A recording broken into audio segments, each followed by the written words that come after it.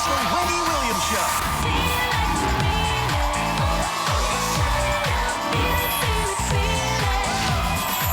Now, here's Wendy.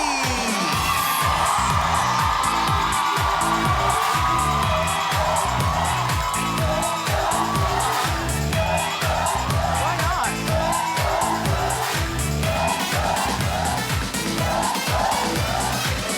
Thank you for watching.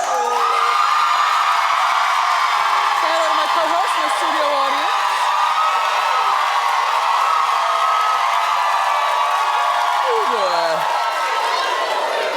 Ooh, okay, let's get started. It's time for Hot Topics.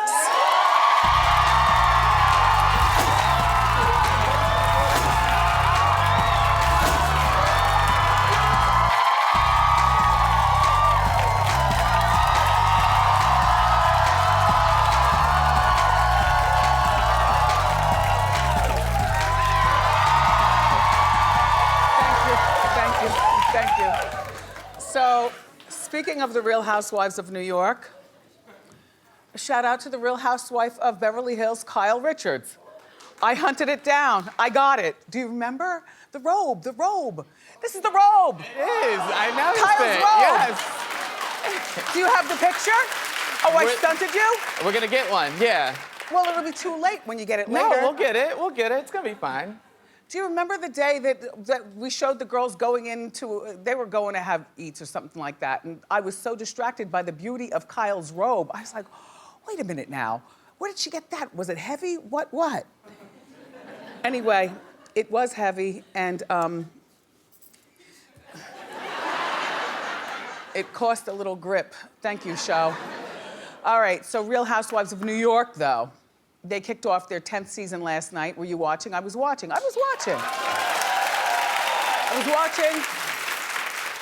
They'll always be my favorite franchise only because I like to see what they're eating, what they're eating. I don't know, there's something even more comfortable about them than Jersey, and you know I'm from Jersey. I like the New York franchise.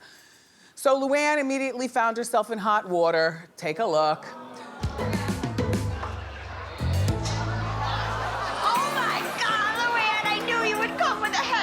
I love you. Is that so Luann? much. Oh my God. Something's a little off about Luann's costume. Hi, ladies. How are you? I am like, who are my you? nose- You're I Donna mean, there's a dark Summers. skin going. Look at you. Diana Ross. Summer. Diana Ross. Diana Excuse Ross. me. Excuse me. Luann's costume is so disrespectful. I think she's tone deaf when it comes to cultural stereotypes. Here's the thing. And you have to take your racism in a case-by-case basis. I wasn't offended by Luann dressing like this. I was offended by her stupidity for even attempting to. Because while I'm not offended, people went in on her on social media. There are people of color and not of color every place really. I don't know why I'm not offended. I'm not offended by this. I just think Luann is a drunk. But she's getting herself together. She admitted herself. She likes 7 drinks a day, starting with the martini, usually ending with the, oh yeah, it sounds like a perfect life. But she couldn't handle it. Anyway, here's what Luann says. First of all, this is a costume party, and she walks in like this. I never saw Diana Ross with the hair like this. This is more of a Marge Simpson than a Diana Ross. Yeah. And as far as, you know, the tan skin and everything, I think that you would have done a better Ross if you just left the skin tone alone. And I couldn't tell whether she overdrew her lips or not. I couldn't really tell. But anyway, she apologized to anyone who she offended. I accept her apology. I just feel like you were stupid for even attempting to do it. Like,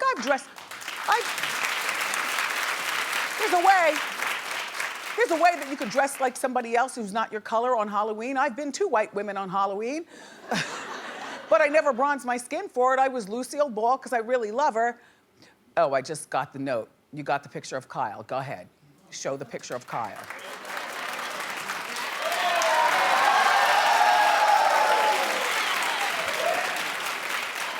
It's heavy, it's beaded. There's so many ways I could wear it, I can't stand it. Thank you, Kyle, for the fashion suggestion. All right, but back to the situation at hand. I think that you know, I was Lucy, and I was also Dolly Parton. Oh, and Wonder Woman. I've been 3 white people for Halloween. But I never got anybody complaining about it because I didn't whiten my skin. I just think that when it comes to costumes, you should probably just, if she kept her same, you know, countess skin and got a better Diana Ross wig and then walked in, that would have been fine. But then you layer on it, everybody in the party was drunk. So really, nobody had the right to criticize Luann, because I'm watching TV, I'm criticizing all you all.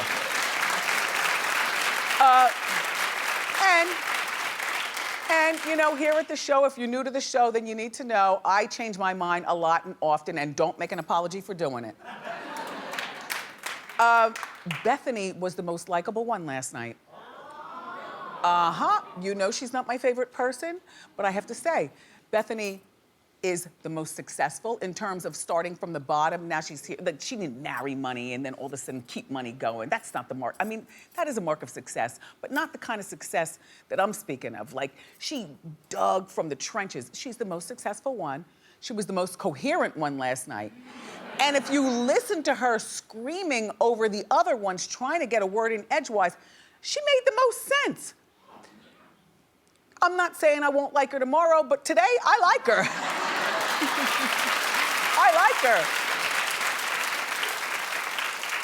So Luann heads back to court next week. You know, she was busted for a DUI. She claims that after she got divorced from Tom, who they all warned her not to marry to begin with, they were only married for a few months with no kids, Tom D'Agostino. It really turned her world upside down, so she started drinking a lot. And you know, 1 martini turns into 3. Next thing you know, you're drinking alone and you're having 7 drinks a day. She does face possible jail time because of that arrest, disorderly conduct. She also assaulted and battered an officer. She would have scrubbed that black skin off real fast. See? See? You know what I mean? White privilege. You can assault and battery and they don't arrest you and throw you under the jail right then. So she faces time in jail. Will she do jail time? I have no idea. She did go to rehab after the arrest, but she also admits that she enjoys her red wine. What is that, a hashtag for after I get out of rehab, don't look at me sideways if I have a red wine? I don't know. I'm just glad that they're back, Housewives of New York. Yeah.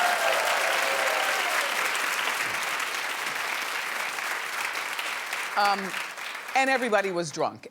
Everybody, look, there was just too much to talk about. We have to move on to Blac Chyna. Blac Chyna, you know, the temper tantrum at Six Flags. We talked about it. You've seen it ad nauseum. The woman tried to, you know, touch her daughter's hand to say how she's cute. Well, in case you haven't heard, that has cost, this tantrum here at Six Flags has cost Blac Chyna some pretty big bucks. The stroller company, it's called Momiie, with an I-E at the end, Momiie.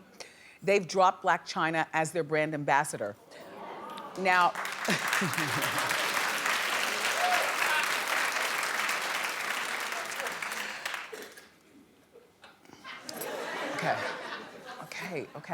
Okay. Number 1, that was not a Momiie stroller. I already checked. That was not a Momiie stroller that she was flailing around. That was from a whole nother company. But the Momiie stroller people were looking and saying, you know, we have possibly 7 feet. Ow. Oh, that's the only thing about jeans. This is why I don't wear jeans a lot. Ow, my leg is dead already. It's all in the knee part. You know, when you wear the skinny jeans, depending on where the fat is on your leg, like sometimes it's down here, it's right here. My leg is dead. Damn. Woo. Anyway,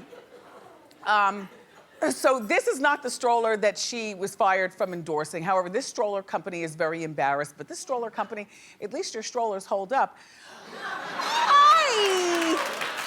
Here's the thing. Chyna was even talking, I guess, with said company about having her own stroller line. There's only one kind of stroller that you are qualified to be associated with. Do they call them street strollers anymore? Listen, you know, this Blac Chyna, she's got a really good hustle on account of Rob for getting the condom. or getting too caught up in the moment. You know? Anyway, I don't know what brand of anything that she's credible to be spokesperson for. Honestly, like you can say wigs, but there are other people out there whose wigs that you would rather wear, or you could say an eyebrow brand, but there are other more qualified people. I just feel like the whole image of Blac Chyna is not something that you want to be associated with. I mean, would you wear her thongs?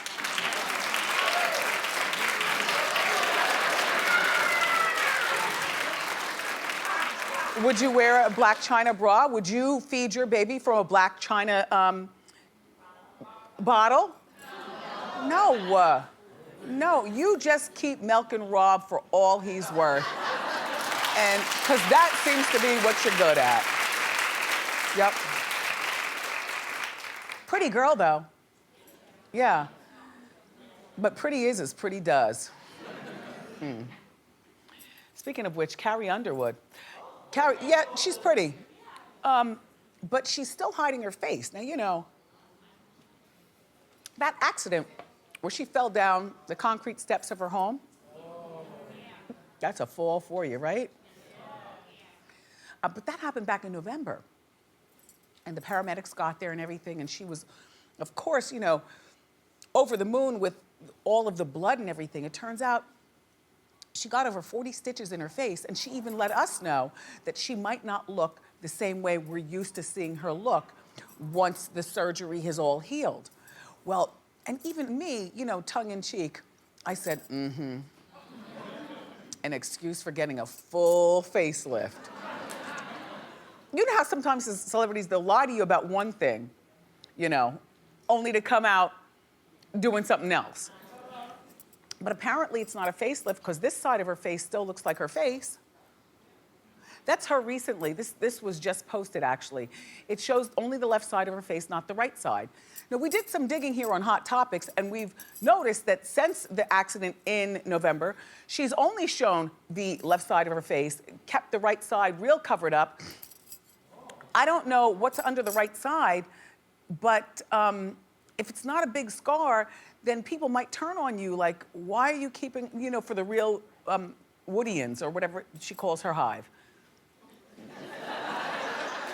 for the real Carrie Woodians, they might be upset that, you know, why did you make such a big deal when all you have here is a little tiny something, you know?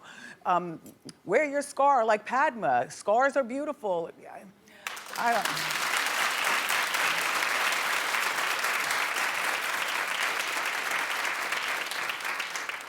November, December, January, February, March, April.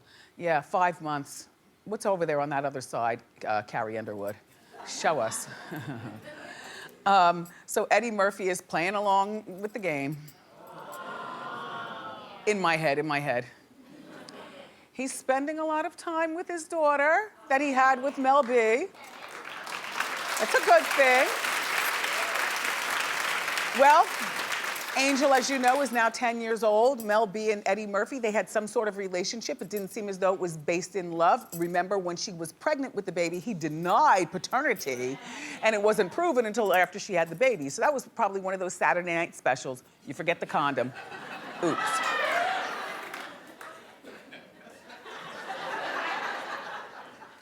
Things happen. Anyway, so remember, Mel's ex, Stefan, that man, him, all right, is suing for visitations for this Angel who's 11 years old now. She's 11. He's claiming that he's the only father figure that's ever been in her life. And part of me can believe that. Here's what I believe. What I believe is that he was the father, the man in the house to be the father, all during Angel's 11 years. And then now that this divorce is going on, there's a whole lot of in Eddie Murphy's ear from Mel B. Come on, Eddie, look, I need to get this guy off my back. No, I know you guys don't, I know we don't talk anymore. I know you don't really care about seeing her all like that, Angel. I know you're engaged, Eddie. I know you've got your other life, but can you please help me by posting pictures of you spending time with your daughter so that Steven looks less credible than what he's trying to make it out to be. Please, Eddie, please help me. Do you see what I'm saying? All right. Do you really see what I'm saying? Yeah, like all right. So here's my thought. Here's Eddie and Angel. Here they are. All right, but we haven't seen any pictures of Eddie when Angel was 1, 2, 5, 7. And do you know what? Angel and Eddie share the same birth date, which makes it even worse that Eddie apparently hasn't been around until now. There they are at Eddie's mansion singing happy birthday. They have the same birth date. That over the shoulder is Eddie's now 16-year-old daughter. I think she's 16. You know, Eddie, I'm a cynic. But I would love to see pictures of you and Angel doing Daddy and me stuff from years ago. I know, you can't prove them. Because once Mel got pregnant and you dragged her through the press asking for paternity, we already knew what kind of relationships this was. And then she went on and got with Belafonte, and Belafonte was somebody that we never knew. Remember, Belafonte was so cheesy, he told everybody he was related to Harry Belafonte, the Belafonte, you see. She married a cheeseball, ne'er-do-weller. She was ripe for the pickings because there's something squarmy about, listen, nice woman, but there's something really squinty and squarmy about Mel B too, and the idea that she was with this nefarious fella, and the whole question about the baby, and now Eddie being, yes, Eddie, you got the right eye.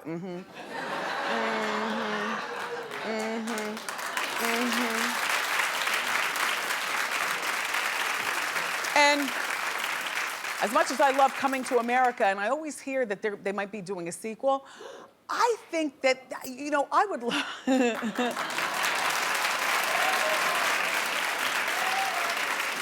I would love to see a Coming to America sequel, but the thing is that if it doesn't do well, then that means that Eddie goes down on bottom and not on top, and I don't want that. I like Eddie on top.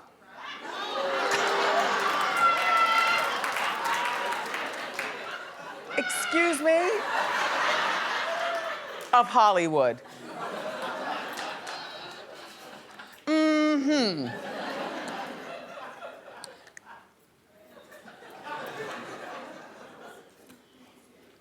So, did you hear about Safaree getting robbed at gunpoint? Why are you laughing? That's not funny. That is not funny. I mean, when the pistol or the knife or whatever weapon, when that comes to you and they say take everything off, ooh. Okay, this happened in Fort Lee, New Jersey. Apparently, he lives in some sort of apartment situation on what I used to call Rappers Row. It's like there are a whole lot of Safarees and other people who live along the same strip. There are a whole bunch of great condos. The building that he lives in is infested with, you know, the rappers and the row and the whole culture, if you know what I'm saying. Nice places, you know, people doing well or posing as doing well, but nice places. But so Safaree says that 2 men ran up on him. This is like 2 o'clock in the morning the other night in Fort Lee, New Jersey. Fort Lee, New Jersey, for those of you who don't know, looks at New York City. New York and New Jersey are like the same thing when you get to North Jersey. So they held him up, told him to face the ground, and then they put a gun to his head, he says, and they stole $183,000 worth of jewelry and cash. Where does the 3 come in? Like $180,000, or, you know, you round it up to $200,000, or, you know, but I'm sorry to hear that this happened. So the 2 men were arrested because Fort Lee cops don't play. They don't play, right? What they did, they rolled up on Safaree. He was probably, you know, out at the club or something like that. No, he probably wasn't with, you know, another woman or you know, one of his boys or something. He's probably going home just to go to bed. Thought he was okay in his own place. These guys ran up to him, and the cops ended up, Fort Lee, they ended up chasing him over the George Washington Bridge, which is one of the connecting bridges from New York to New Jersey, chased him over the GWB and arrested both men in New York. Now, I want to know who these people are, who they're clicked up with, and how this all happened. Because, you know, these days, fellas, the biggest stunt queens are queens. They're women. Women who are looking at you and then calling up and saying, okay, yep, I just gave him a nice, good kiss goodnight, and now he's leaving. He's going to be downstairs. You know, Or in other words, women see setting up guys to be robbed. And you don't even see, all you see is a big butt and a smile. Little do you know, her cousin and all them are outside waiting to pistol whip you and take your life. Safaree posted about the robbery afterwards, saying that seeing your life flash before you has changed forever. It's nothing funny about it. I agree. Safaree, I'm sorry to hear about what happened. T.I. happened to have commented on it, saying, cold world, get sweater. You know what, T.I.? Nobody needs a comment from your gun-toting alleged. Well, no, you did prison time for gun possession. Nobody needs you weighing in, T.I. You just relax, you and your teeth. And on that note, we've got more great show for you today, everybody. Up next, the legendary R&B group En Vogue is here, so grab a snack